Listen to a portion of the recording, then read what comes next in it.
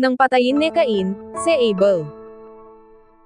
At nakilala ng lalaki si Eva na kanyang asawa, at siya'y nagalihi at ipinanganak si Cain, at sinabi, nagkaanak ako ng lalaki sa tulong ng Panginoon. At sa muli ay ipinanganak ang kanyang kapatid na si Abel. At si Abel ay tagapag-alaga ng mga tupa, datapwat si Cain ay mangbubukid ng lupa. At nangyari nang lumalakad ang panahon ay nagdala si Cain ng isang handog na mga bunga ng lupa sa Panginoon. At nagdala rin naman si Abel ng mga panganay ng kanyang kawan at ng mga taba ng mga yaon.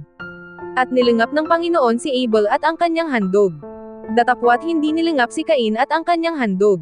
At nag-init na mainam si Cain, at namanglo ang kanyang mukha.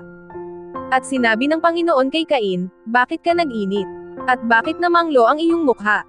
Kung ikaw ay gumawa ng mabuti, di ba ikaw mamarapatin? At kung hindi ka gumawa ng mabuti, ay nahahandusay ang kasalanan sa pintuan, at sa iyo ay pahihinuhod ang kanyang nasa, at ikaw ang papanginunan niya.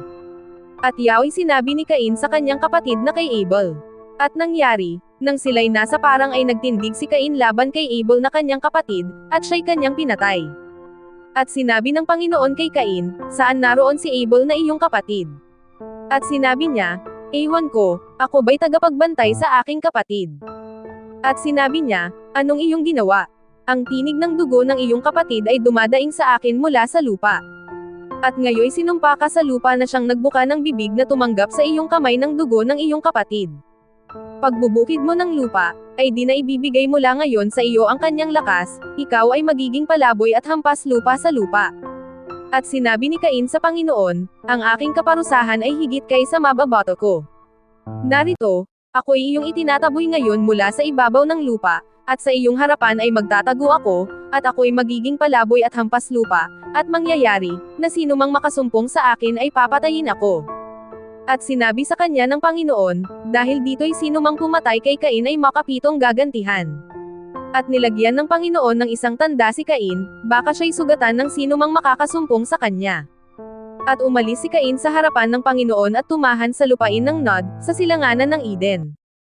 At nakilala ni Cain ang kanyang asawa, at siya'y nagalihi at ipinanganak si Enoch, at siya'y nagtayo ng isang bayan at tinawag ang bayan ayon sa pangalan ng kanyang anak, Enoch.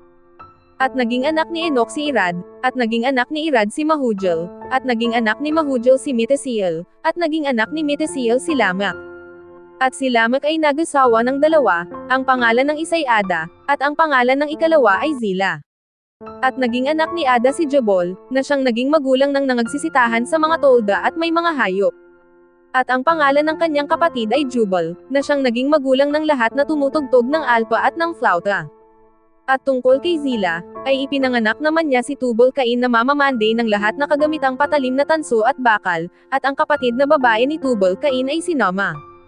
At sinabi ni Lamech sa kanyang mga asawa, Ada at Zila, pakinggan ninyo ang aking tinig, kayong mga asawa ni Lamech ay makinig ng aking salaysay, sapagkat pumatay ako ng isang tao, dahil sa ako'y sinugatan, at ng isang binata, dahil sa ako'y hinampas.